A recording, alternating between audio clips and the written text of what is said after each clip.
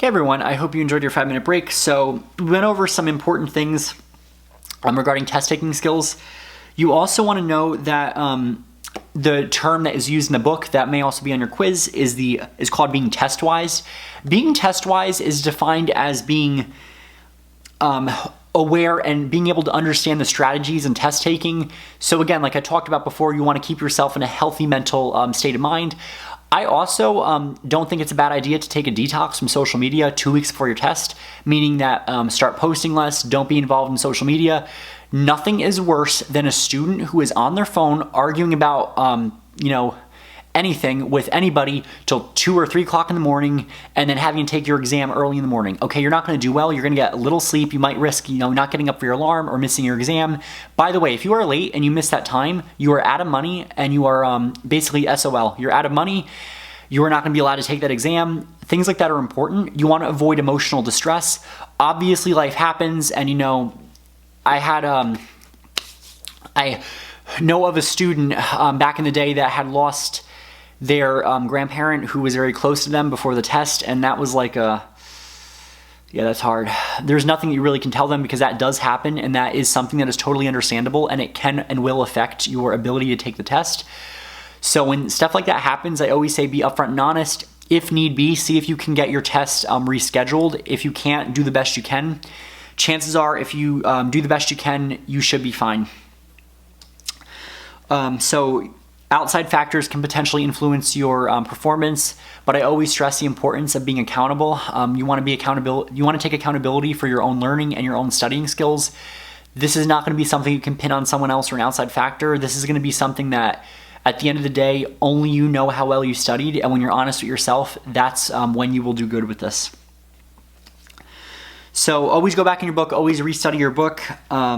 I know it is difficult because depending on how your state is handling it during these times, some state boards have been shut down and they're not doing the practical exam, where others are allowing the written only, so you can take your written online. I know that some states will allow you to do your written at the school. We had that back in the day, but they did not allow that because of the small group at my cosmetology school that I was teaching at before. You also want to know that a lot of states will use computers for a written test. These are not like, SAT-like where you have to pencil in the answer. These are all computer-based. So you want to get used to that structure of, taking a pause, taking a break. I know that some testing centers will allow one break. You have to raise your hand forward and request it. That is important if you need that. So on the test day, some really good ways to be test-wise are to relax, slow down physically. You want to review the material lightly the day of the exam, the day before the exam. You want to be confident, you want to be cocky, be confident, alert, and be ready for anything. Eat a good breakfast that will keep you nourished. If you have glucose is the food that your brain can use, is the only food source your brain can use for energy. If you are depleted on glucose or you're on some kind of cleanse or a diet, that is not a good time to do a diet or a cleanse because you might not be mentally ready. You want to read all questions carefully. You want to skim the entire test before beginning. I will argue with the book that most of the time it's very difficult to go through the entire test, so take it one question at a time. If you don't know the answer to the question, click the button that says come back to this, and then you can go to it. I also tell students, see if you can remember 5 questions that were on it each, because technically, from a psychological point of view, we have what we call the primacy and the recency effect, meaning that primacy. You remember usually the first 5 or so questions at the beginning and the last 5 or so bits of information on the last. Typically, average memory can only remember 7 plus or minus bits of information. So I always say 5 is like the magic number that you tend to remember better. You don't really remember anything in between unless the question was really, really like a shocking one. Know that you want to spend time on each question carefully. If you're given 60 minutes to take the test, and I don't know how many each state does, I know for the educator exam, I think it was like 105 or 110 questions. You're given a decent amount of time for it. If you're spending 30 minutes on one question, that is not acceptable. You will not finish anything else in time. So typically a good rule of thumb is about a minute to 2 minutes per each question, depending on your time limit. You want to begin working as soon as possible. You want to read each question carefully.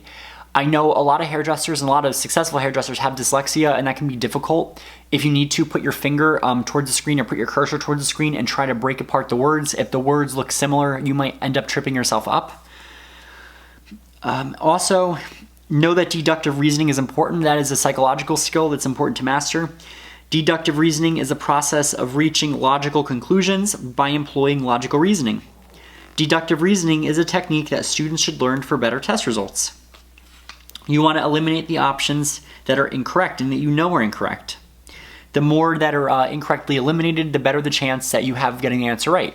For example, if you think about in a typical multiple choice question, there's only 4 choices. That means if you just randomly guess, there is a 25% chance that you might guess the correct answer, but there's also a 75% chance that you might guess wrong. That is more of a chance that you will guess wrong than right. If you can narrow it down to 2 answers that are incorrect and 2 answers that are correct, that means that you have a 50-50 shot, 50% chance of you choosing the right answer, and a 50% chance of you choosing the correct answer. If you can narrow it down to 50-50, that's a better boat to be in than not being sure in anything.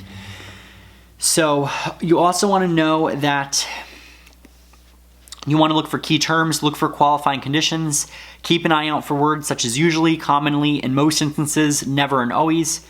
You want to study the stem, and the stem is going to be the important part of the question. It's the basic question or problem. So a stem would be something like, what is a hazard in relaxing? Or what chemical is the active ingredient? That's a better one. What chemical is the active ingredient?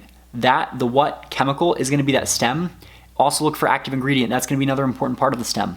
That will be a cue that, oh, active ingredient, chemistry, for relaxing. Okay, it might be sodium hydroxide. It might be sodium hydroxide ions.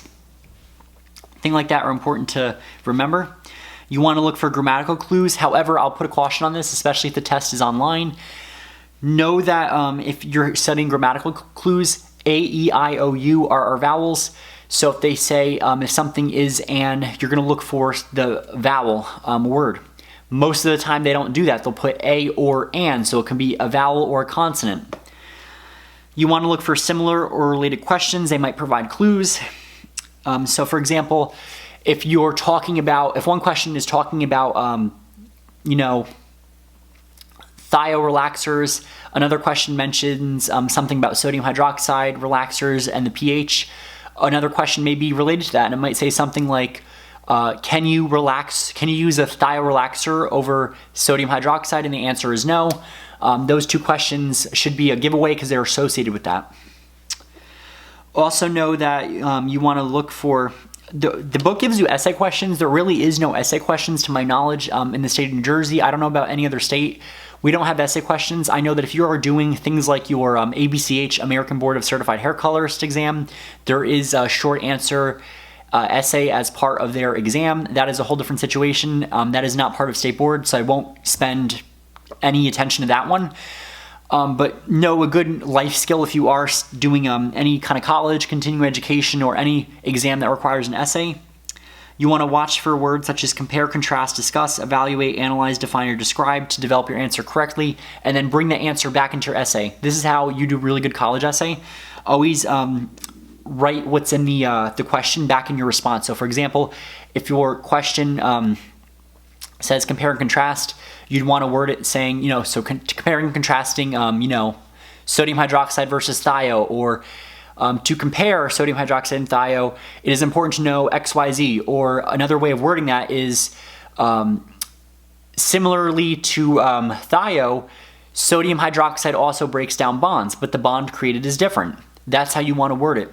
The critical thinking here gets a little complicated. It's a skill that will develop with time, because back in my day when I was younger, young and silly, I did not like writing. I did not like essays. I did not like doing research. I did not like critical thinking. It was stressful. This is something you kind of develop later on in life, because when you become an independent thinker, I would say an independent thinker is a thinker that is not afraid to be the only person standing by their beliefs. An independent thinker is someone who is a critical thinker, and an independent thinker is not afraid to challenge the status quo. And I always say, because when we're young, they always say be a leader, not a follower, or our parents might tell us that, and it gets stressful to hear. My response to that is a good leader was at one point a follower, because when you're a good leader, you're able to look back on your past and figure, okay, what could I have done differently, or what could I have thought critically about differently. You also want to know that there are different types of test formats. This will also come back to haunt you, because I know a lot of students will end up wanting to be an educator one day. educator, you have to jump in this in detail. And if you want to study psychology or go for education, or my favorite, when you combine the two, a master's in forensic psychology or education psychology, you definitely become a master at knowing which is which.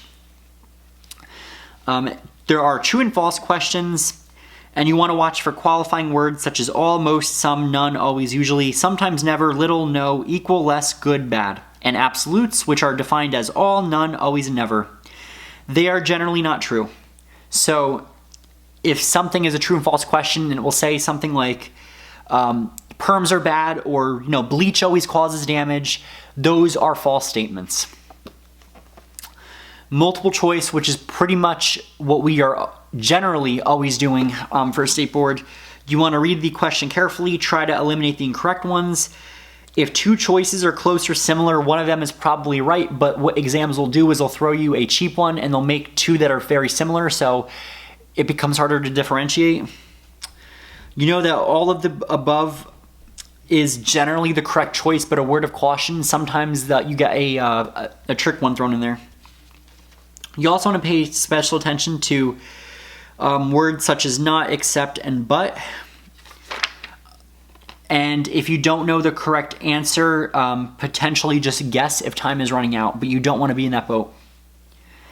It's better to guess at something and be incorrect than it is not to give an entire false or blank response. If you give a blank response, you're going to lose points regardless, whereas you guess, you still have that 25% chance of being correct.